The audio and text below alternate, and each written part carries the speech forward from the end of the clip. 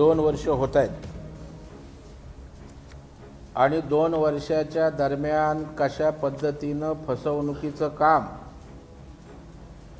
वेगवेगळ्या टप्प्यांवर या ठिकाणी महाविकास आघाडीच्या माध्यमातून झालंय याचा पर्दाफाश फसवणुकीची 2 वर्ष म्हणून महाराष्ट्रभर भारतीय जनता पक्षाच्या वतीनं त्या ठिकाणी केला जाणार आहे। आणि 2 वर्षाच्या कालावधीमध्ये जे अत्यंत महत्त्वाचे असे विषय होते त्यामध्ये मराठा आरक्षणाच्या संदर्भामध्ये महाराष्ट्रामध्ये मराठा समाजाचा आगडोंब उसळला होता आणि लाखोंचे मूकमोर्चा झाल्यानंतर तत्कालीन मुख्यमंत्री देवेंद्र फडणवीस साहेबांनी त्या आक्रोशाची दखल घेत मागासवर्गीय आयोग गठीत करून त्यांचा अहवाल शिफारशी प्राप्त करून कोर्टात टिकेल असं आरक्षण दिलं। त्यानंतर सुप्रीम कोर्टामध्ये त्या आरक्षणाला आव्हान दिल्यानंतरही त्या ठिकाणी ते आरक्षण टिकलं गेलं। परंतु दुर्दैवानं नंतर महाविकास आघाडी सरकार आल्यानंतर कोर्टामध्ये ज्या पद्धतीनं बारकाईनं मग ट्रान्सलेशन असेल, कागदपत्र उपलब्ध करणं असेल, वेळेत वकिलांना उपस्थित करणं असेल, या गोष्टी न झाल्यानं त्याशिवाय कोर्टाने सांगितलेलं अपॉइंटमेंट करणार नाही म्हणून स्वतःहूनच अपॉइंटमेंट करणार नाही असं ॲफिडेव्हिट देणं, या सगळ्या गोष्टीचं अंतिमतः आरक्षण त्या ठिकाणी नाकारण्यात त्या ठिकाणी गेलं। सुप्रीम कोर्टाने हे अधिकार राज्य सरकारला आहेत अशा प्रकारचा निर्णय दिला। त्यापूर्वी खरं म्हणजे केंद्राचे जे अटॉर्नी जनरल होते त्यांनी सांगितलं की राज्याला अधिकार आहेत, परंतु निर्णय झाला नव्हता। शेवटी त्या ठिकाणी घटनेमध्ये दुरुस्ती करण्यात आली, म्हणजे तेही त्या ठिकाणचा संशय कन्फ्युजन काढलं आणि मग आता राज्यांना अधिकार आल्यावर आपण काय केलं याचं उत्तर मराठा समाजाला, महाराष्ट्राला आपल्याला द्यावं लागेल, त्याचं उत्तर द्यावं अशा प्रकारची अपेक्षा या ठिकाणी मी राज्य सरकारकडून करतो। त्याशिवाय ज्या सवलती होत्या वेगवेगळ्या प्रकारचे, मला वाटतं 45 GR देवेंद्र फडणवीस सरकारच्या काळामध्ये त्या ठिकाणी सवलती देणारे काढले गेले। मग त्याच्यामध्ये सारथी असेल, अण्णासाहेब पाटील महामंडळ असेल, त्याला कर्ज देणं असेल, वसतिगृह असेल, मेडिकलच्या मुलांना त्या ठिकाणी प्रवेशासाठी जागा वाढवणं असेल, नंतर त्यांची फी भरणं असेल, अशा प्रकारचे जे जे निर्णय घेतले ते नेमके काय कुठल्या स्तरावर आहेत हे राज्य सरकारनं जाहीर करावं। त्या सवलती चालू आहेत का? सारथीचं नेमकं काय चाललंय? ती बासनात गुंडाळल्यासारखी आहे। केवळ नियोजनकडे वर्ग करून त्या ठिकाणी अण्णासाहेब पाटील महामंडळाचे प्रश्न सुटले का? कर्जाचे हप्ते येत नाहीत कारण व्याजाचा परतावा जात नाही, त्याच्यामुळे बँका आज त्या ठिकाणी ॲक्शन घेत आहेत। अशा प्रकारे मराठा समाजाच्या तोंडाला पाणी पुसण्याचं काम या ठिकाणी हे सरकार करतंय। गुन्ह्यांच्या संदर्भात जाहीर केलं, आजही गुन्हे त्या मुलांवर आहेत, आंदोलकांवर आहेत, त्यामुळे त्यांनाही कुठे कामासाठी जायचं असेल तर त्या ठिकाणी जो दाखला घ्यावा लागतो, त्याच्यामुळे अडचणी येत आहेत। आणि त्याच्यामुळे या 2 वर्षाच्या फसवणुकीच्या काळामध्ये या ठिकाणी सरकारला माझं सांगणं विचारणं आहे, आपण नेमकं काय केलं हे राज्यातील जनतेसमोर यावं। आपल्याला अधिकार आहे हे सांगितल्यानं आपल्या अधिकारात कायद्याच्या चौकटीत बसवून मराठा आरक्षण देण्यासंदर्भात आपण कोणती भूमिका घेतली हे आपण सांगावं। जे GR देवेंद्र फडणवीस साहेबांच्या काळामध्ये सवलतीचे काढले होते त्याचं नेमकं स्टेटस काय, त्याचं अंमलबजावणी आहे काय, किती लोकांना त्या सवलती मिळतात, अशा प्रकारच्या प्रश्नांची उत्तरं मला वाटतं सरकारला द्यावी लागतील. ज्या वसतिगृहाच्या जागा कोविडच्या काळात घेतल्या होत्या त्या वसतिगृह आता कोविड त्या ठिकाणी जवळपास संपुष्टात येतोय, त्या जागा पुन्हा त्या वसतिगृहांना देण्यासंदर्भात काय कारवाई केलीत, मला वाटतं अशा प्रकारच्या सर्व विषयांची उत्तरं या ठिकाणी राज्य सरकारला द्यावी लागणार आहेत. परंतु राज्य सरकार या प्रश्नांची उत्तरं देऊ शकत नाही, कारण पूर्णपणे फसवणुकीनं भरलेलं हे सरकार आहे. कुठल्याच आघाडीवर कुठल्याच विषयाला न्याय न देण्याचं काम या सरकारने केलेलं आहे. आणि त्याच्यामुळे मला वाटतं पूर्णपणे मराठा समाजाच्या आरक्षणाच्या संदर्भात या ठिकाणी हे सरकार फेल ठरलेलं आहे, अपयशी ठरलेलं आहे. आणि मराठा समाजाची घोर फसवणूक या ठिकाणी सरकारने केलेली आहे. आंदोलनं दडपलेत, काही ठिकाणी प्रलोभनं देण्याचा प्रयत्न करून विविध घटकांना त्या ठिकाणी शांत करण्याचा प्रयत्न आहे. मला वाटतं या ठिकाणी सरकारने आरक्षणाच्या बाबतीत भूमिका स्पष्ट करावी आणि कशी फसवणूक या ठिकाणी केले असा आमचा आरोप आहे, त्याचं उत्तर द्यावं. विचारा.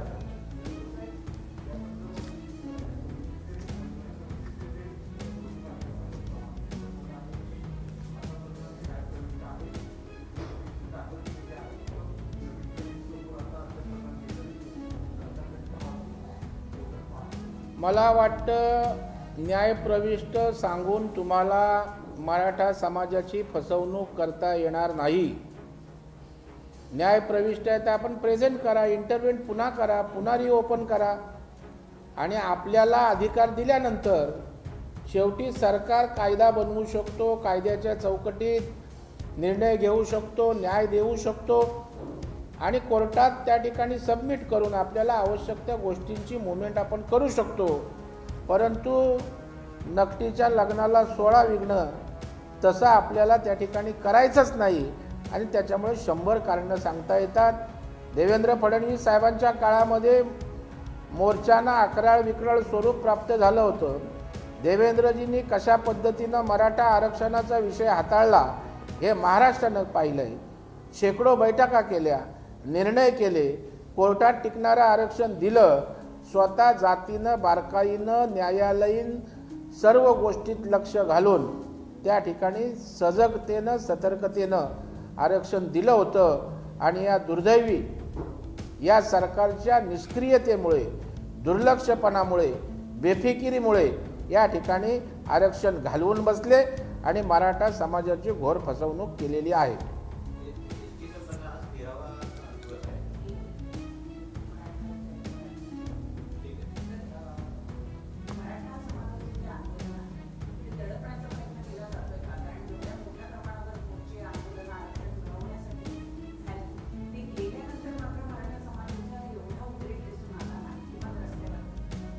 नाही, आपण बघाल की या ठिकाणी या राज्यामध्ये जवळपास 9 मराठा मुख्यमंत्री होऊन गेले आणि भारतीय जनता पार्टीचं 5 वर्षाचं सरकार सोडलं तर त्या ठिकाणी काँग्रेस, राष्ट्रवादी यांचीच सरकारं होती आणि त्याच्यामुळे ते आरक्षण देऊ शकले नव्हते.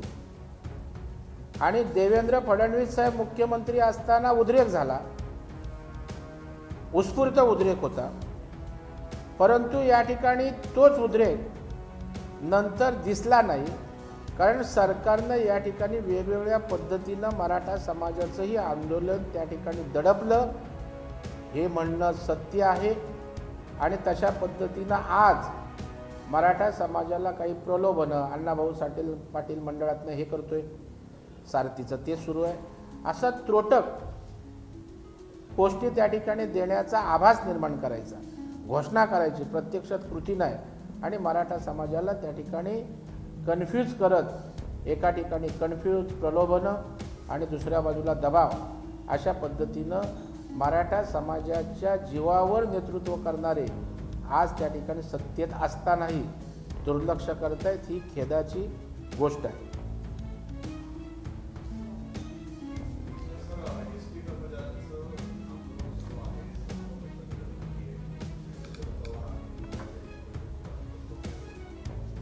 मला वाटतं मंत्रालय कशासाठी आहे हा एक नवा प्रश्न आता निर्माण होतोय. कारण राज्याचे मुख्यमंत्री मंत्रालयात बसत नाहीत, ते त्या ठिकाणी मातोश्रीतनं कारभार करतायत, कधी वर्षावरदा. आता बैठक घ्यायची होती तर त्या ठिकाणी मोर्चेकऱ्यांचा प्रतिनिधी आणून मंत्रालयात बैठक संबंधित मंत्री किंवा परिवहन मंत्री करू शकत होते. त्यामुळे अशा गुपचूप बैठका करण्याचं प्रयोजन काय? परत त्यालाही आमची हरकत नाही, कारण आम्हाला कारणं सांगून या ठिकाणी विषय भरकटवायचा नाही. भले त्या ठिकाणी वरळीला कुठे सेंटर पॉईंटमध्ये बैठक घेऊ द्या, परंतु या ठिकाणी एसटी कर्मचाऱ्यांना न्याय द्या. वाजोटी चर्चा, वाजोटी बैठक होणार असेल तर त्याचा काडीमात्र उपयोग नाही. आणि मला वाटतं तुम्ही दिलेल्या वचनांची, जाहीरनाम्याचीच पूर्तता करा. आज 3 पक्षाचं महाविकास आघाडीचं सरकार आहे. आदरणीय पवार साहेबांनी कोल्हापूरला एसटी कर्मचाऱ्यांच्या अधिवेशनात जाहीर केलं होतं की विलिनीकरण झालं पाहिजे. 15 दिवसात मी बैठक घेतो, अजितदादांची मी जबाबदारी घेतो. ते जबाबदारी आज पार पाडताना दिसत आहेत. परिवहन मंत्र्यांची जबाबदारी अनिल परबांनी घ्यावी, ती जबाबदारी त्यांना पार पाडावी लागेल, कारण अंतिम निर्णय हा मुख्यमंत्रीच त्या ठिकाणी घेऊ शकतील. आणि मला वाटते ह्या समजू आपण पॉझिटिव्ह अँगलनं की हा सेकंड लास्ट टप्पा असू शकतो. आज चर्चा प्राथमिक अर्थमंत्री, परिवहन मंत्री पवारसाहेब होऊन मुख्यमंत्र्यांकडे त्या ठिकाणी एसटी कर्मचाऱ्यांसाठी जी त्यांची मागणी आहे ती काढण्याबाबत त्या ठिकाणी तोडगा निघू शकेल अशा प्रकारची अपेक्षा व्यक्त करतो. फक्त बैठकींचा सिलसिला चालू आहे, त्यातलीही एक बैठक ठरू नये अशी माझी अपेक्षा आहे.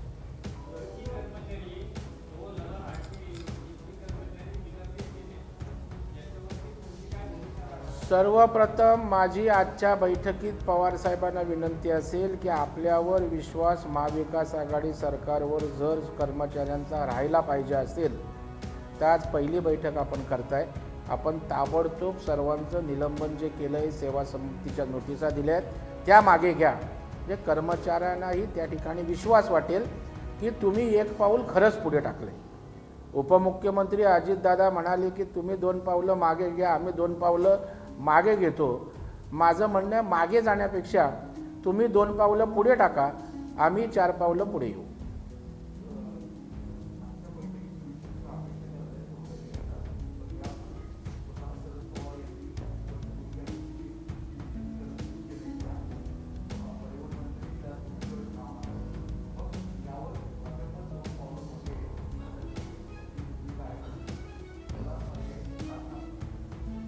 एक लक्षात घ्या, पहिली पवारसाहेबांनी बाजूनं भूमिका घेतली, नंतर पवारसाहेबांनी विलिनीकरण शक्य नसल्याचं म्हटलं.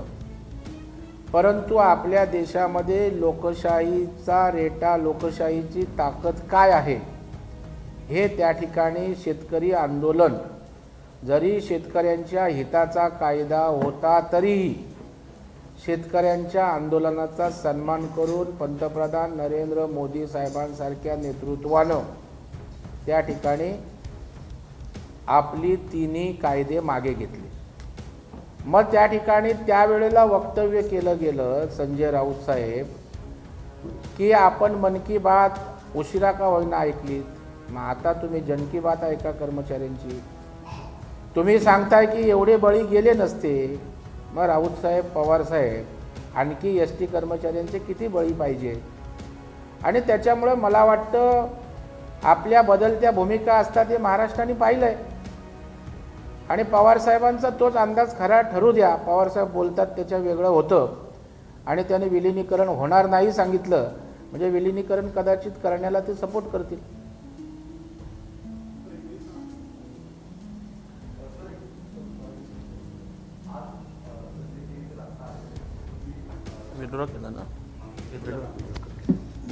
महाराष्ट्राला एक राजकीय संस्कृती परंपरा आहे आणि भारतीय जनता पार्टी राजकारणामध्ये राजकीय संस्कृती परंपराचा स्तर त्या ठिकाणी राखणारी पार्टी पक्ष म्हणून देशात सर्वश्रुत आहे आणि अशा वेळेला राजीव सातव यांचं निधन झाल्यानंतर या महाराष्ट्रातला एक चांगला कर्तबगार युवा नेता त्या ठिकाणी गेल्यानंतर पक्षापलीकडे जाऊन ज्या वेळेला त्यांच्या पक्षातल्या लोकांनी येऊन देवेंद्रजी फडणवीस साहेब, चंद्रकांत दादांनी पक्षाकडे विनंती केली की अशा प्रकारच्या ज्या ज्या निवडणुका होतात त्या महाराष्ट्रामध्ये आपण एकमेकांशी चर्चा करून सौहार्दाच्या वातावरणात त्या ठिकाणी पार पाडतो आणि मला वाटतं त्यांच्या विनंतीला मान देऊन महाराष्ट्राची राजकीय जी संस्कृती परंपरा आहे तिचा आदर करण्याचं काम आमच्या पक्षांनी केलं आणि संजय केणेकर यांच्यासारखा एक मराठवाड्यातील संभाजीनगरचा आमचा एक महत्त्वाचा युवा नेता यांना त्या ठिकाणी उमेदवारी अर्ज मागे घ्यायला लावले आणि त्यांनी ती घेतली. हिंदी मराठा आरक्षण ना, मराठा आरक्षण के बारे में सरकार ने मराठा समाज को फंसाने का काम किया है. जो आरक्षण देवेंद्र फडणवीस सरकार ने मागासवर्गीय आयोग गठित करके दिया था, जो आरक्षण हाईकोर्ट में टिका था, सुप्रीम कोर्ट में चैलेंज होने के बाद भी आरक्षण नकारा नहीं गया, लेकिन यह महाविकास आघाड़ी सरकार आने के बाद यह आरक्षण टिकाने में सबशल फेल्योर यह सरकार हो गई. केंद्र सरकार ने कोर्ट में कहा था कि यह अधिकार राज्यों को है, लेकिन सुप्रीम कोर्ट ने कहा कि इसके बारे में स्वयं स्पष्ट भूमिका होनी चाहिए. उसके बाद केंद्र सरकार ने घटना दुरुस्ती करके यह अधिकार राज्य सरकार को है ऐसा निर्णय किया. अभी राज्य सरकार को अधिकार देने के बाद आपने क्या किया, ये महाराष्ट्र का मराठा समाज जानना चाहता है. आपने कुछ भी किया नहीं. आपको मराठा समाज को आरक्षण देना नहीं है, आपने फंसाने का काम 2 साल में पहले दिन से लास्ट तक किया है. जो सहूलती 40-45 GR निकाल के देवेंद्र फडणवीस सरकार ने की थी, वो GR का क्या हो गया? वो GR के बारे में वो अभी चालू है. वसतिगृह रहे, वसतिगृह चालू है. अन्ना साहेब पाटिल महामंडल के बारे में, सारथी के बारे में, अलग अलग सुविधा देने के बारे में, मेडिकल के प्रवेश परसेंटेज बढ़ाने में, उनकी फीस सरकार देने में, यह सब जो मराठा समाज को सहूलतियाँ देने के GR थे उसका क्या हुआ, यह राज्य की जनता को बताने की आवश्यकता है. मुझे लगता है, मेरा आरोप है, मराठा समाज जो महाराष्ट्र में बड़ा है, जिन्होंने आक्रोश किया था, वो आक्रोश को न्याय देने का, सम्मान देने का काम देवेंद्र जी ने किया. लेकिन यह महाविकास आघाड़ी सरकार ने मराठा समाज का अपमान किया है, मराठा समाज को फंसाने का काम किया है और आज मराठा समाज का आरक्षण का विषय गुलदस्ता में पड़ा है. मेरी सरकार को अपेक्षा है, मांग है, इसके बारे में क्या स्टेटस है, आपने क्या किया, यह महाराष्ट्र की जनता के सामने पेश के न्याय प्रविष्ट करके इस विषय से आप भाग नहीं सकते.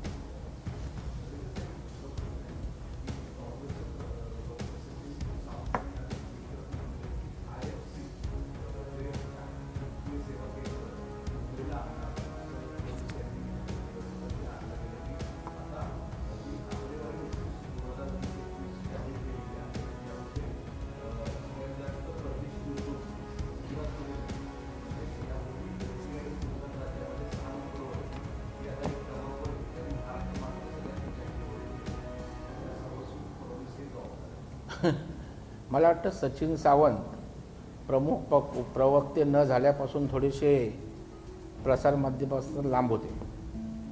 आता परत जरा ते ग्राउंडवर आलेले आहेत. मग अशा प्रकारचे निराधार गोष्टी बोलण्यात त्यांचा हातखंडा आहे. खरं म्हणजे राज्यामध्ये 2 वर्ष सरकार कोणाचं आहे याचा मला वाटतं सचिन सावंत यांना विसर पडला आहे की काय. देवेंद्र फडणवीस साहेबांच्या काळामध्ये या राज्यामध्ये सर्वाधिक गुंतवणूक झाली, सर्वाधिक करार झाले. त्याच्या 10% पण गुंतवणूक करार आणि त्याची अंमलबजावणी दुर्दैवानं हे महाविकास आघाडी सरकार करू शकले नाही. मॅग्नेटिक महाराष्ट्राच्या माध्यमातून असेल, त्या ठिकाणी make in India, make in महाराष्ट्राच्या माध्यमातून असेल, 7-8 लाख कोटीच्या इन्व्हेस्टमेंट या ठिकाणी आणल्या गेल्या. त्यातले 50% करार त्या ठिकाणी मार्गी लावण्यात आले. सचिन सावंत यांनी 2 वर्षाच्या कालावधीमध्ये किती गुंतवणूक या ठिकाणी महाराष्ट्रात आणलीत, किती करार केलेत आणि कार्यवाही किती झाली, त्याचा लेखाजोखा जनतेसमोर त्या ठिकाणी मांडावा. आणि त्याच वेळेला देवेंद्र फडणवीस साहेबांच्या 5 वर्षाच्या कालावधीमध्ये झालेली गुंतवणूक, झालेले करार आणि अंमलबजावणी आणि आपल्या 2 वर्षाच्या कालावधीमध्ये आपण काय केलं हे राज्यातील जनतेसमोर या ठिकाणी येऊ द्या. मग दूध का दूध, पाणी का पाणी त्या ठिकाणी होईल. आपल्या महाविकास आघाडी सरकारच्या काळात महाराष्ट्रातील उद्योगधंदे आज त्या ठिकाणी पिछेहाटीवर जात आहेत.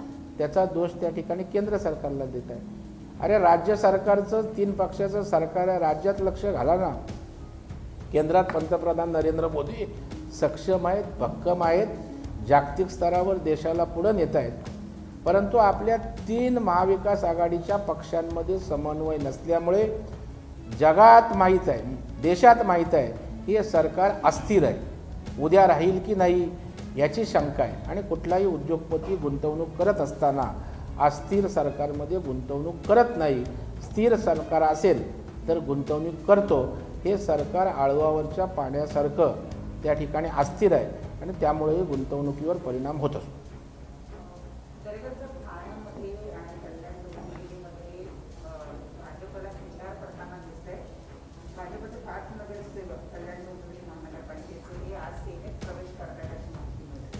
मला वाटतं राजकारणामध्ये जाणं येणे हे चालू असतं. महापालिकेच्या निवडणुकीच्या तोंडावर काही लोकांना असं वाटत असेल की पक्ष आम्हाला तिकीट देईल, देणार नाही.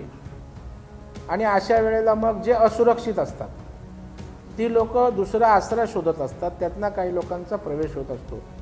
पण भारतीय जनता पार्टीची विचारधारा, विकासाचं राजकारण याला कंटाळून कोण जाईल असं मला अजिबात त्या ठिकाणी वाटत नाही.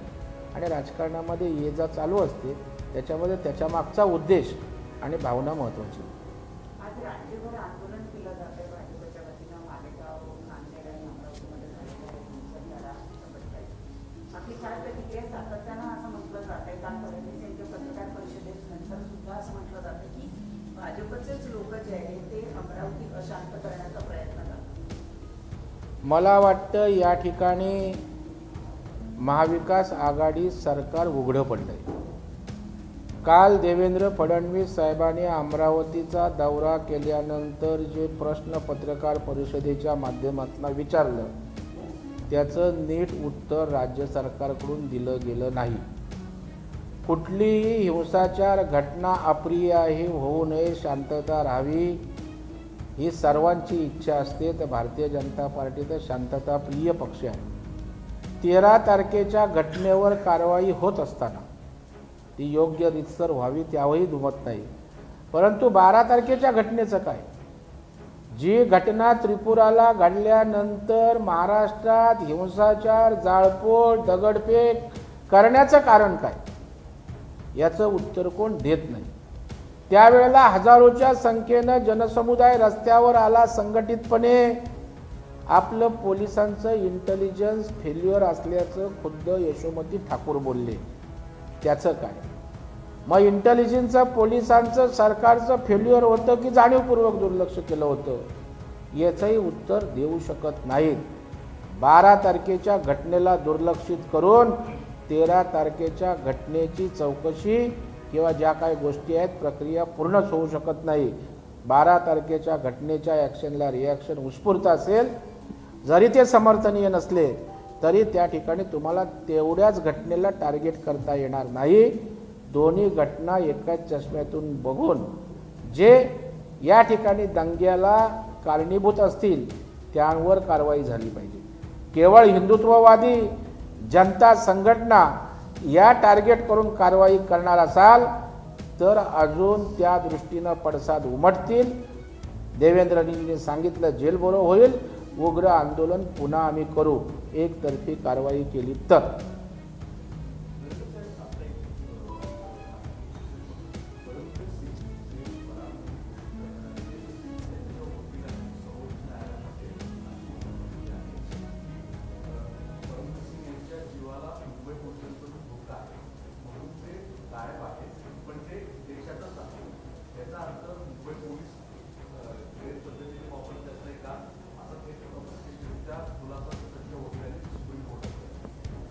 नाही, मुंबई पोलिसांच्या संदर्भात त्या ठिकाणी अलीकडच्या काळामध्ये शंका कुशंका मोठ्या प्रमाणावर येत आहेत आणि सरकारच्या आशीर्वादानं वाजेसारखी प्रवृत्ती त्या ठिकाणी पुढे आल्या कारणानं पोलिसांच्या त्या ठिकाणी कार्यक्षमतेवर पोलिसांच्या भूमिकेसंदर्भात अशा प्रकारची वक्तव्य वकिलांचं जे आलं आहे ते येतात. कारण पोलीस कमिशनरच अडचणीत आहे, गृहमंत्री जेलमध्ये आहे. त्याच्यामुळं मुंबई पोलीस काय करतील या संदर्भात वकिलांना त्या ठिकाणी प्रश्नचिन्ह असू शकतं आणि त्यामुळं त्यातनं त्यांनी ती भूमिका घेतली असेल. तथापि परमवीर सिंग आमचे काही जावई नाहीत का पक्षाचे कार्यकर्ते नाहीत किंवा त्यांना पाठीशी घालायचं काही कारण नाही. त्याच्यामुळे परमवीर सिंग असो, कोणी अधिकारी असो किंवा कोणी मंत्री असो, जो कायद्याच्या दृष्टीनं चूक असेल त्याच्यावर योग्य ती कारवाई व्हायलाच त्या ठिकाणी पाहिजे. त्याबद्दल आमचं दुमत असायचं काही कारण नाही. उलट परमवीर सिंग यांची अपॉइंटमेंट कोणी केली? ठाकरे सरकारने केली. आयुक्त कोणी केलं? ठाकरे सरकारने केलं. त्यानंतर परमवीर सिंगाच्या माध्यमातून मुंबईच्या कामगिरी फत्ते पाडल्या त्या कोणी करून घेतल्या? या सरकारच्या माध्यमातून. जेव्हा आपल्यावर उलटायला लागलं त्यावेळेस परमवीर सिंगाची यांना अडचण व्हायला लागली.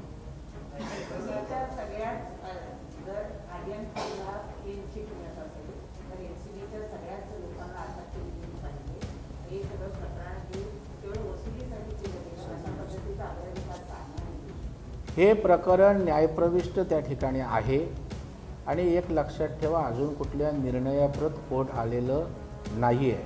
प्रायमा फेसी त्याने काही निरीक्षणं नोंदवलेली आहेत. ज्यावेळेला या संदर्भातला अंतिम निकाल येईल त्यावेळेला याच्यावर तपशीलवार भाष्य करणं योग्य ठरेल. शेवटचे एक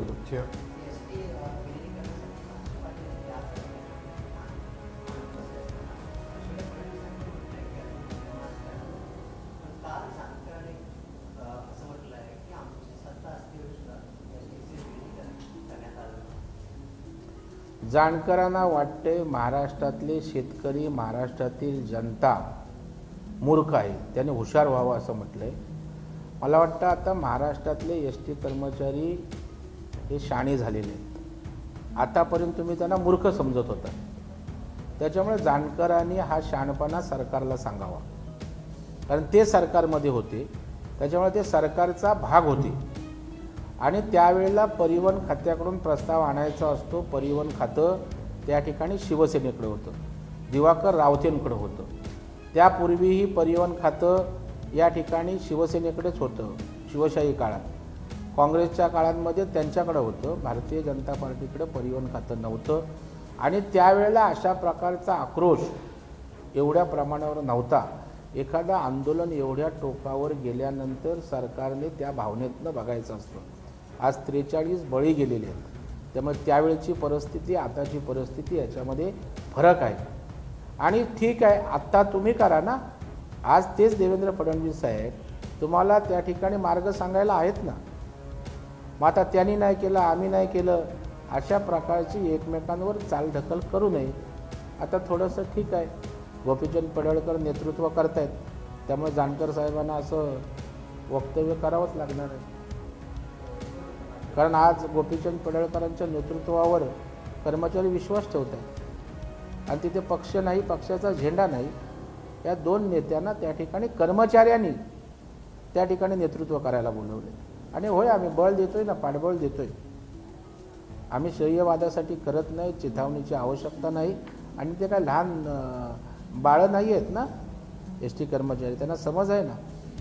त्यांना गृहीत नका धरू, त्यांना काही कळत नाही, ते मूर्ख आहेत.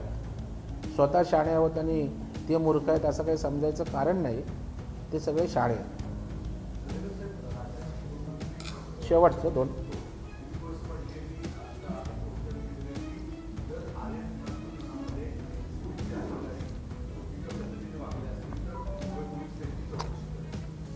नाही, मला वाटतं हा विषय पोलिसांचा आहे, न्यायालयाचा आहे.